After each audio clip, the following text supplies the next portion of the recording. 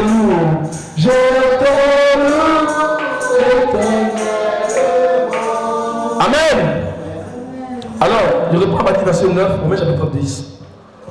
Si tu confesses de ta bouche le Seigneur Jésus, et si tu crois dans ton cœur que Dieu l'a ressuscité des morts, tu seras sauvé. Verset 10.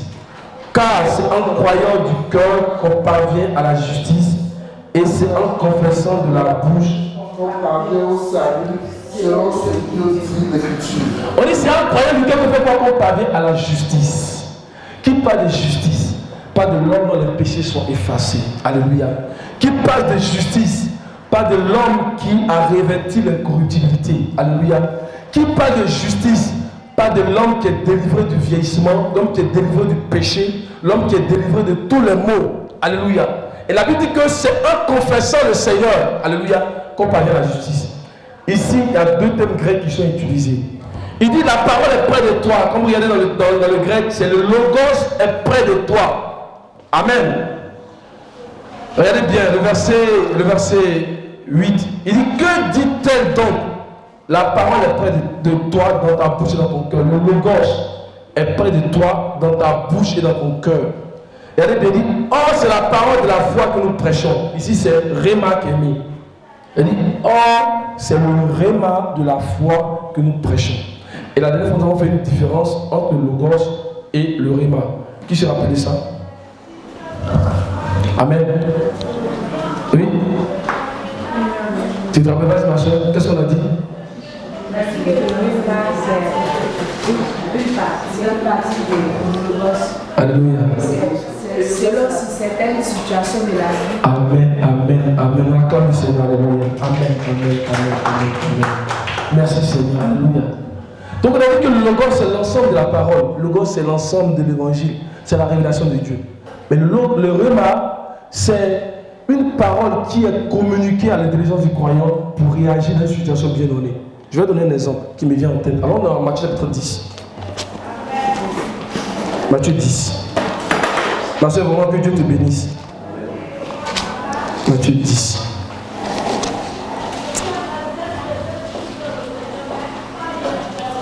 On va lire le verset.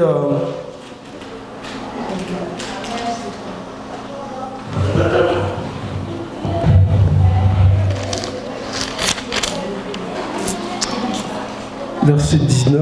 Attendez. Verset 19, ensemble. Mais quand on vous livrera, on y va ensemble? Mais quand on vous livrera, ne vous inquiétez ni de la manière dont vous parlerez, ni de ce que vous direz. Ce que vous aurez à dire vous sera donné à l'heure même. Car ce n'est pas vous qui parlerez, c'est l'Esprit de votre Père qui parlera à votre place. Amen. Donc le Seigneur est en train de dire à ses disciples que quand on va vous livrer devant les rois et tout ça là, ne vous inquiétez pas, je vais vous donner un rima pour vous en sortir dans la situation. Amen. Donc le rima, ça vient quand on est dans une situation, tu peux aller dans un entretien, et à un moment donné tu es bloqué, tu ne sais même pas comment tu dois avancer, comme la soeur nous dit. Et le Seigneur te communique une parole, et tu sors de là. Alléluia. Mais cette parole-là, c'est une partie du logos. Amen, c'est une partie du logos. Or, le logos, c'est l'ensemble de la parole. Amen. Et la Bible dit que c'est le rhéma de la foi qu'on prêche. Le rhéma de la foi, c'est le premier aspect de la rédemption. C'est le premier aspect de l'œuvre de la foi. C'est le premier aspect de la rédemption. Et la foi, le rhéma de la foi, ça vient nous montrer que, alléluia, dans l'œuvre de la rédemption, nous sommes déjà positionnés au niveau que Adam avait. Le croyant est déjà positionné au niveau que Adam avait avant sa chute. Dans la mort et dans la résurrection du Seigneur, nous sommes considérés comme étant à la position d'Adam avant sa chute. On dit celui qui confesse. La foi, c'est une attitude de cœur. Amen. C'est une confession qui est conquérante et active. On dit celui qui confesse, celui qui croit dans son cœur, il parvient à la justice. Il devient comme Adam. Amen. Oui, c'est parce que les chrétiens n'ont pas de foi. Parce que si tu as la foi, tu es malade, tu pries, tout à l'heure la maladie va tomber. Alléluia. Tu as la foi, tu es dans l'insécurité. Il n'y a pas de la foi. Hein. Prie. Alléluia. L'insécurité, ça dit la peur va tomber. Puis le Seigneur dit, mais quand je vais revenir, est-ce que je vais trouver la foi sur la terre? Amen. Il dit, celui qui a la foi peut déplacer les montagnes. Amen. Celui qui a la foi peut déplacer les montagnes. Aujourd'hui, un problème de foi, c'est pour cela. Si Sinon, par la foi, on est déjà considéré comme étant au niveau d'Adam. C'est-à-dire qu'on est incorruptible déjà par la foi. Alléluia. Est-ce qu'on comprend ça? Donc, le remède de la foi s'intéresse à restaurer tout ce que l'homme a perdu avant sa chute. On est délivré des maladies, on est délivré de l'insécurité, de la vie et des biens, on est délivré de la stérilité, on est délivré en fait du vieillissement. Celui qui est dans la foi même va rester toujours jeune, vous allez voir. Alléluia. Il est jeune. Amen. Parce que le Seigneur en lui, l'Esprit en lui, il confesse le Seigneur, il parvient à la justice. Amen. Mais quand on parle de l'œuvre de la foi, alléluia, ça nous met au-dessus, amen, de la position d'Adam. Parce qu'on a dit que le but de Dieu, ce n'est pas s'arrêter seulement à la satisfaction de l'homme. Amen. C'est que nous soyons aussi selon la vocation céleste en Jésus-Christ. Alléluia. Donc dans l'œuvre de la rédemption, là, il y a un plus qui nous est rajouté. En Jésus, il y a un plus qui nous est rajouté. Et c'est ça qu'on appelle le prix de la vocation céleste en Jésus-Christ. C'est ça que Paul est en train de parler. Donc dans les premières expériences de la vie chrétienne, on est considéré comme étant à la position d'Adam. Le croyant est considéré comme ça, à la position d'Adam. Mais comme le but de Dieu, ce n'est pas de s'arrêter là, alléluia, il y a un appel qui est complémentaire. C'est pourquoi j'ai parlé de deux saluts en un. Il y a un salut commun. Parce que nous tous qui croyons en Jésus-Christ, on est considéré comme étant la position d'Adam avant sa chute. Mais la vocation céleste, ça dit porter l'image du céleste, ça dit participer à la nature divine, ça va demander une grande consécration de chacun au Saint-Esprit. Amen. Ça demande qu'on soit dépendant vis-à-vis du Saint-Esprit, se veut voir le Seigneur se manifester pleinement en nous. Alléluia. Et c'est ça le ministère du Saint-Esprit. Pendant qu'il est en train de nous conduire, amen, il nous aide à être au-dessus de la position d'Adam. Amen. Il nous aide à être au-dessus de la position d'Adam. Est-ce que c'est bon? C'est ça le ministère du Saint-Esprit. Parce qu'il nous fait croître en Christ. Alléluia. Il nous montre qu'on parle au-dessus de la position d'Adam. Amen. Et aujourd'hui, si on ne comprend pas ce mystère de la vocation céleste, amen, ça veut dire que notre compréhension même du dessein de Dieu en donnant les évangiles là, notre compréhension est déjà biaisée. Parce que c'est à cause du prix de la vocation céleste que Dieu a donné l'évangile. Pour qu'on puisse comprendre qu'on peut devenir des célestes. Amen. Et ça me fait mal qu'aujourd'hui, plusieurs prédicateurs, quand tu entends le message sur la foi, ils ne prêchent pas la foi comme il faut prêcher. On ne présente pas la foi comme une arme du croyant dans sa marche avec Dieu, qui doit nous conduire à l'incorruptibilité, qui doit nous conduire à devenir des esprits vivifiants. On ne présente pas la foi comme ça. Parce que si on présente la foi comme ça aux chrétiens, ils sont obligés d'avoir la foi parce qu'il n'y a pas d'alternative. On est obligé d'avoir la foi, pas d'alternative. Sans on ne peut pas arriver à l'incorruptibilité. Sans l'œuvre de la foi, on ne peut pas participer à la nature divine. C'est pour ça que le Seigneur dit que sans la foi, personne ne peut être agréable à Dieu. Il dit quand je vais revenir, est-ce que je vais trouver la foi sur la terre? Souvent quand on nous présente la foi, on nous dit non que c'est pour une situation donnée. Tu rencontres une situation difficile, tu manifestes. Non, on a besoin tous d'avoir la foi. C'est indispensable pour qu'on parvienne à l'incorruptibilité. La Bible dit c'est un confessant du cœur. C'est un croyant du cœur qu'on parvient à la justice. C'est un croyant du cœur qu'on parvient à la justice. C'est un croyant du cœur qu'on revêtit l'état d'incorruptibilité. C'est un croyant du cœur qu'on est délivré des maladies. C'est un croyant du cœur qu'on est délivré de la stérilité. C'est un croyant du cœur qu'on est délivré de la vieillesse. C'est un croyant du cœur qu'on est délivré du vieillissement. Alléluia. Donc on est obligé d'avoir la foi, mes frères. On est obligé, il n'y a pas d'alternative. On est obligé d'avoir la foi en Christ. Parce que par la foi, comme je l'ai dit, on est considéré comme étant au niveau d'Adam, avant sa chute. Le croyant est considéré comme cela. Amen. Maintenant, l'œuvre de la foi, ça nous met au-dessus. Ça va chercher le plus de la rédemption. Amen, le prix de la vocation céleste. Et Paul dit que lui n'a pas enfanté ça. Quand il parlait, il dit, je ne pense pas pouvoir l'avoir saisi. Parce que si tu n'as pas d'intimité avec Dieu, si tu ne peux pas te communiquer ce qu'il faut faire pour arriver à cet état-là. Paul dit, on va d'abord revêtir l'incorruptibilité, puis après l'immortalité. On va participer à la nature divine de Christ.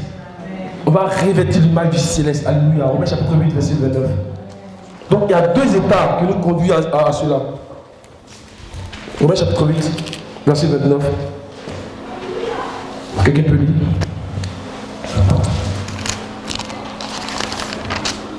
En effet, ceux qu'il a connus d'avance, il les a aussi prédestinés à devenir conformes à l'image de son Fils, afin que celui-ci soit le premier-né d'un grand nombre de frères.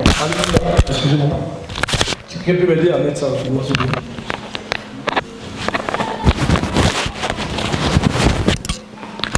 On va aller dans 1 Corinthiens 15. On va aller également sur 1 Corinthiens 15. C'est ici que Paul nous donne pour moi ce mystère-là. On va regarder à partir du verset 47. Merci beaucoup.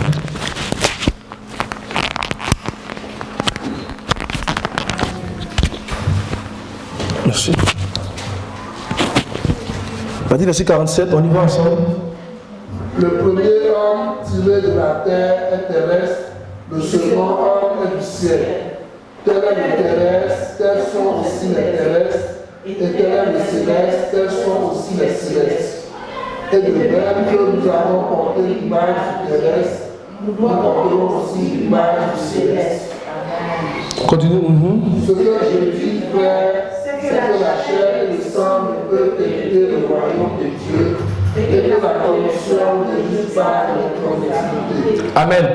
Quand Paul dit que nous avons porté l'image du terrestre, là, il parle du chrétien qui a revêti l'état d'Adam avant sa chute. Il dit que nous devons porter l'image du céleste aussi. Alléluia. On continue, verset 50, on y va ensemble. Ce que je dis, frère, c'est que la chair et le sang ne peuvent hériter le royaume de Dieu, et que la corruption n'hérite pas l'incorruptibilité. Voici, je vous dis un mystère. Nous ne mourrons pas tous, mais nous serons tous changés. En un instant, en un clin d'œil, à la dernière tempête.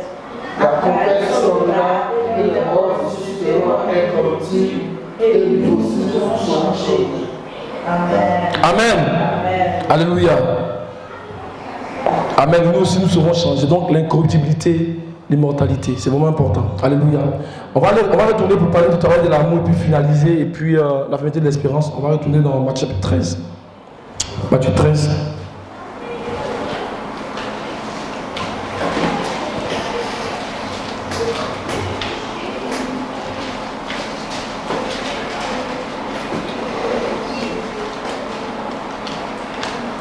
Verset 47.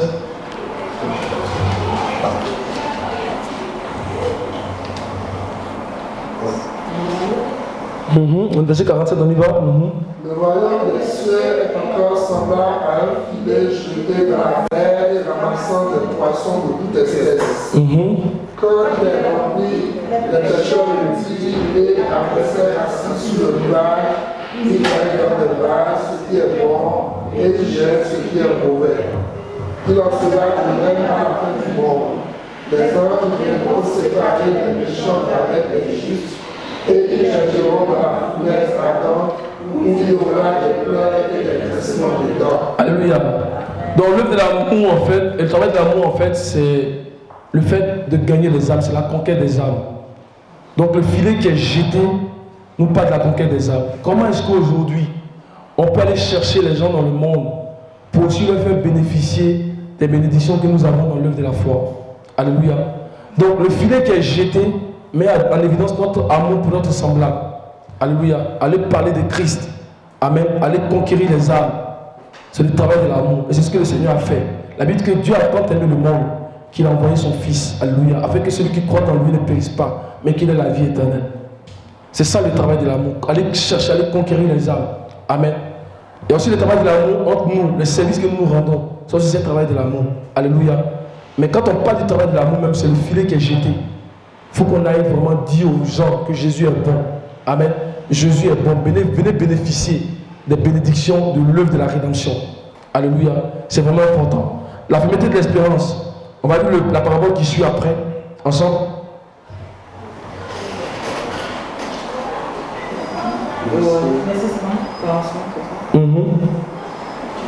Le royaume des cieux ressemble encore à un marchand qui cherche de belles perles. Lorsqu'il a trouvé une perle de grande valeur, il est allé vendre tout ce qu'il possédait et l'a acheté. Amen. Moi, tu peux relire ce passage encore, s'il te plaît. Le royaume. Verset 45, Matthieu 13. Le royaume des cieux ressemble encore à un marchand qui cherche de belles perles. Lorsqu'il a trouvé une perle de grande valeur, il est allé vendre tout ce qu'il possédait et l'a acheté. Amen. Donc la vérité de l'espérance est liée à l'avènement du Seigneur. Alléluia. Donc c'est désirer faire partie du royaume millénaire de Dieu. C'est désirer le Seigneur. Que ton règne vienne. Tu désires. Alléluia. Tu espères et puis tu désires. Tu fais partie du royaume de Dieu, du royaume millénaire. Par exemple, dans Daniel chapitre 7, on va lire le verset 27. Daniel 7, verset 27. Donc c'est désirer d'avoir pleinement part au royaume de Dieu qui va s'établir, au royaume millénaire qui va s'établir. Amen. Donc, pendant qu'on attend, on désire, alléluia, on désire aussi. Et puis on vit chaque jour à la lumière de ce royaume-là. Notre façon de vivre aussi, c'est à la lumière de ce royaume-là. Alléluia. Donc on est patient, on est fidèle à notre vocation sacrée. Amen. C'est vraiment ça, la fermeté de l'espérance. On y va. Daniel 7, verset 27. Le royaume, le règne, la domination et la grandeur de tous les royaumes qui sont sous les cieux seront donnés au peuple des saints du Père. Son règne est le règne éternel et toutes les dominations le serviront et lui obéiront. Alléluia. Donc on aspire à ce royaume-là. Et tous les jours de notre vie, on essaie de vivre conformément à la lumière de ce royaume. On désire que ton règne vienne. Que ton règne vienne. Et on espère. Alléluia.